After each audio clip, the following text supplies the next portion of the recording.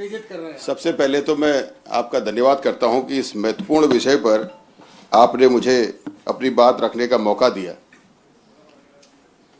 UCC जो पिछले 2 सालों से मीडिया की सुर्खियां बना हुआ था, पिछले कुछ दिनों से और मीडिया की सुर्खियां बनाई गई। हर व्यक्ति पूरे प्रदेश में, देश में ये सोच रहा था कि यूसीसी आ रहा है, यूनिफॉर्म सिविल कोड, समान नागरिक संहिता कानून, कुछ ऐसा आएगा कि जिसमें कुछ समानता दिखाई देगी, कुछ नया होगा, कुछ नए नियम जुड़े होंगे, जिसके लिए उत्तराखंड को याद किया जाएगा। और हम भी सोच रहे थे 20 महीने लग गए, 182 पेजों का ड्राफ्ट है, इसके अंदर कुछ तो होगा।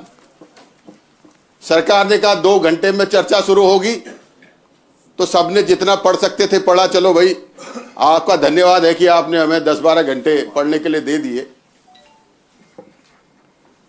तो सबसे पहले शादी रजिस्टर्ड, बड़ी बात कही गई भाई, यूसीसी में अब आ गए हैं, शादी रजिस्टर्ड होगी। तो मैं तो पहले ये कहूंगा कि शादी तो 2006 से रजिस्टर्ड हो रही है। भारत के संसद में 2005 में ये बिल पारित हो गया कि भाई जो भी शादी होगी वो रजिस्टर्ड होगी, उसके बाद अन्य डॉक्यूमेंट्स बनेंगे। इसमें नया क्या है? बात शादी में तलाक की करें तो 3 तलाक एक समस्या थी, वो पहले ही खत्म हो गया। तलाक में जो अधिकार पहले थे, कंपनसेशन वगैरह, वही सब है कट। फिर हमने सोचा चलो भाई शादी तो ठीक है, कोई बात नहीं, पुराना ही कॉपी पेस्ट कर दिया।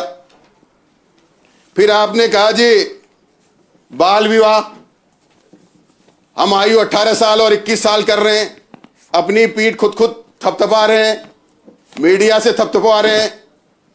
बाल विवाह एक्ट तो 1928 में आ गया था।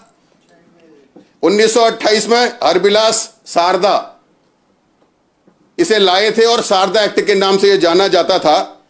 पहले लड़की की उम्र 14 साल थी और लड़के की उम्र 18 साल थी। फिर इसमें 1949 में, 78 में, 2006 में अमेंडमेंट हुए और 1978 में लड़की की उम्र 18 साल और लड़के की उम्र 21 साल कर दी गई। तो अब आप में इसमें विशेष क्या आया? इसमें विशेष क्या आया? फिर आपने कहा जी हम जो है लड़कियों को अधिकार दे रहे हैं,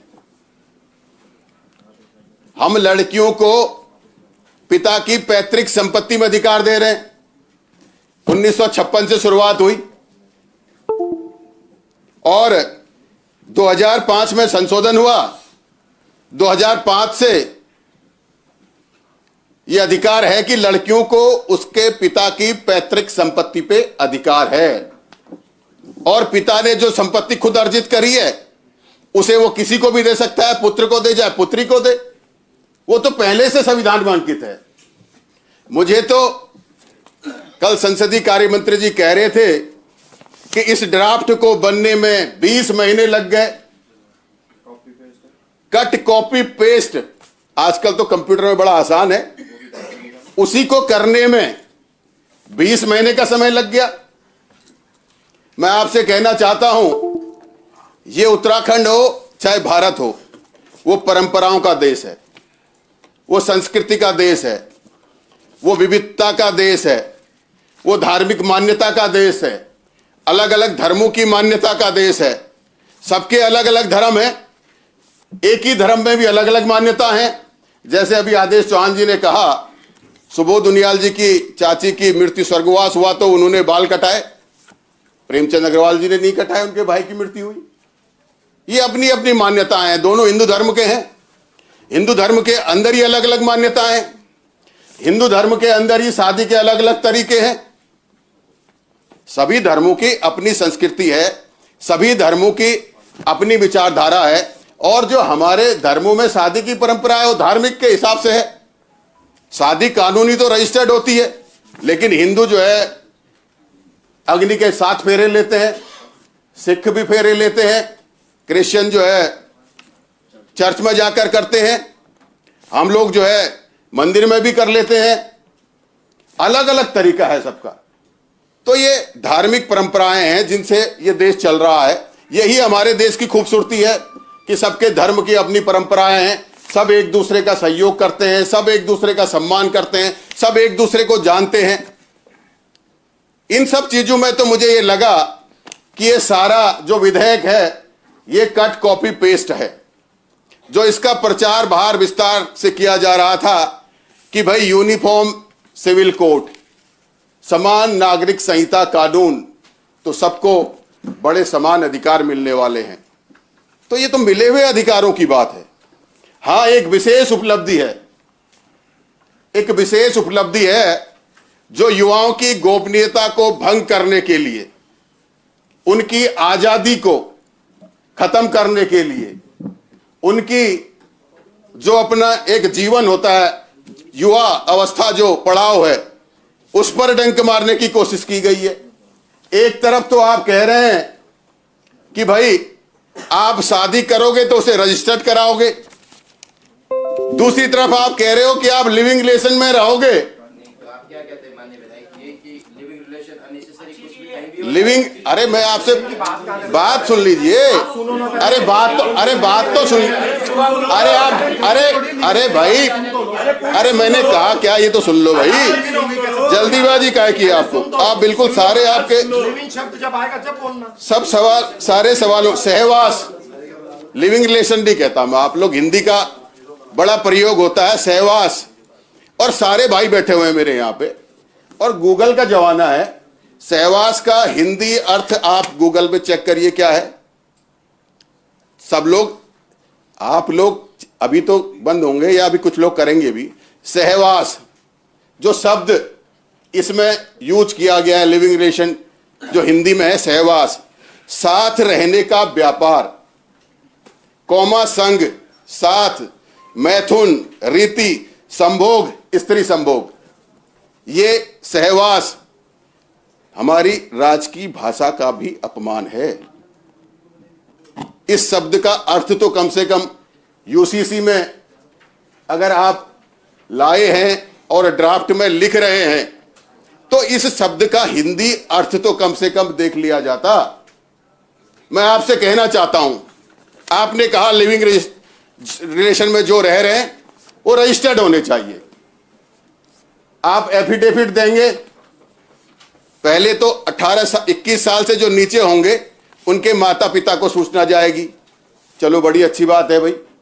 लेकिन भारत का संविधान कहता है कि 18 साल से ऊपर का युवा महिला और 21 साल से ऊपर का पुरुष, उसके अपने स्वतंत्र अधिकार हैं। क्या हम उसे ओवरलैप कर सकते हैं? ये संविधान में सोचने का और देखने का विषय है कि उधर तो भारत का संविधान कहता है कि 18 साल से ऊपर की लड़की और 21 साल से ऊपर का लड़का अपने सब कामों के लिए स्वतंत्र है, लेकिन यहां कहते हैं कि उनके माता पिता को एफिडेविट भेजा जाएगा। चलो भैया बहुत अच्छी बात है। लिविंग रिलेशन रजिस्टर्ड किया जाए, आपने कहा भाई, बड़े जोरों से बोलने लगे थे, बड़ी अच्छी बात है। लिविंग रिलेशन को आप रजिस्टर्ड करेंगे, 1 महीने के अंदर रजिस्टर्ड, कोई सबूत कुछ नहीं चाहिए, उसको रजिस्टर्ड कर लेगा। और आपको जब अलग होना है आप एक चिट्ठी दे देंगे, आप अलग हो जाएंगे। तो हमारी संस्कृति और हमारे उत्तराखंड में इतना साहस किस माता पिता के अंदर है जिसको ये पता चलेगा कि ये लड़की या लड़का शादी से पहले लिविंग रिलेशन में दूसरे के साथ रह रहे थे? किसके अंदर साहस है? आपने एफिडेविट जमा कर लिया, आरटीआई के माध्यम से सारे नाम किसी ने मांग लिए, आपने नाम दे दिए, उसके बाद वो जब लिविंग रिलेशन में अलग हो जाएंगे तो उनकी शादी कैसे होगी? हमारे समाज में सामाजिक दृष्टिकोण भी कुछ है।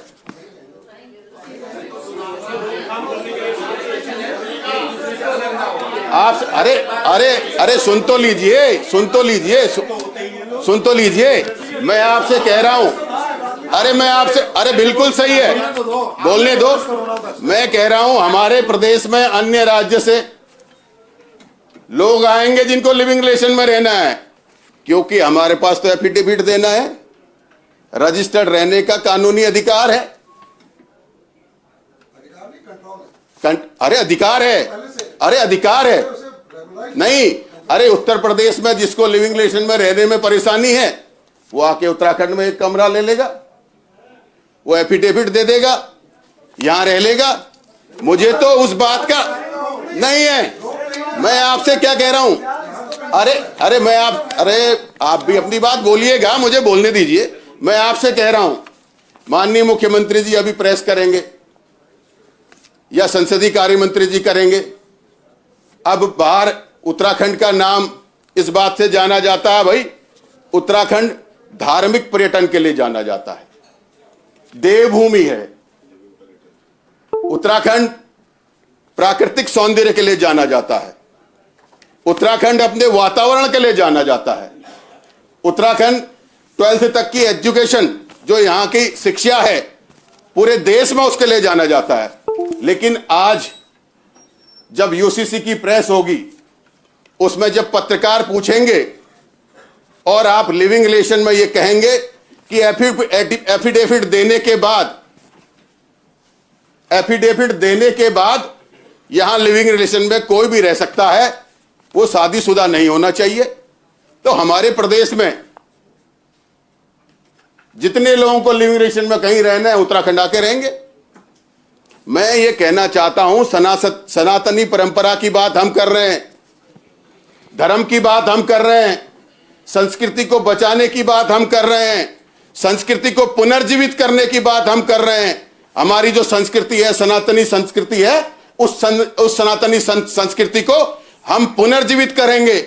आज हम पहाड़ की जो परंपरा है उन परंपराओं को जिंदा करने में लगे हैं। जो हमारे सिख भाइयों की पुरानी परंपराएं हैं उन्हें जिंदा करने में लगे हुए हैं। आज हम भगवान श्री राम के त्याग और उनके समर्पण की बात हम उसको जिंदा करना चाहते हैं कि भगवान राम सीता माता के बाद जब कहा कि यज्ञ होगा, यज्ञ में कोई जो अकेला व्यक्ति शादीशुदा नहीं बैठ सकता, तो उसके लिए सोने की मूर्ति माता सीता की बनाकर, दोबारा शादी नहीं कर माता सीता की सोने की मूर्ति बनाकर उसको रखकर उस यज्ञ में भगवान राम ने यज्ञ किया। और आज हम जो है लिविंग रिलेशन में हम कह रहे हैं कि आप हमारे यहाँ रजिस्टर्ड रहिए, उसके बाद आप आजाद हैं। इसमें सोनू विक्की टोनी करके ना नाम कलावा पहन के जो नाम बदल के रहते हैं ना लिविंग रिलेशन में, वो रुकेगा इसमें। ये देखिए, अब आप कहते हैं, आप विशेष समुदाय की बात करते हैं, आप कहते हैं आप तुष्टीकरण की बात करते हैं।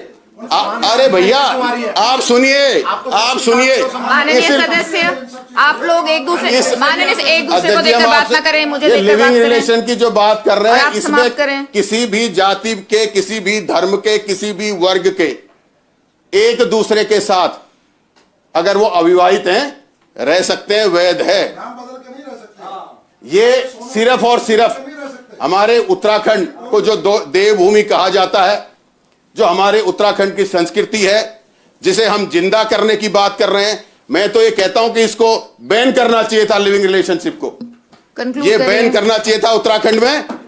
इस उत्तराखंड में ऐसी चीजें नहीं बर्दाश्त की जाएंगी।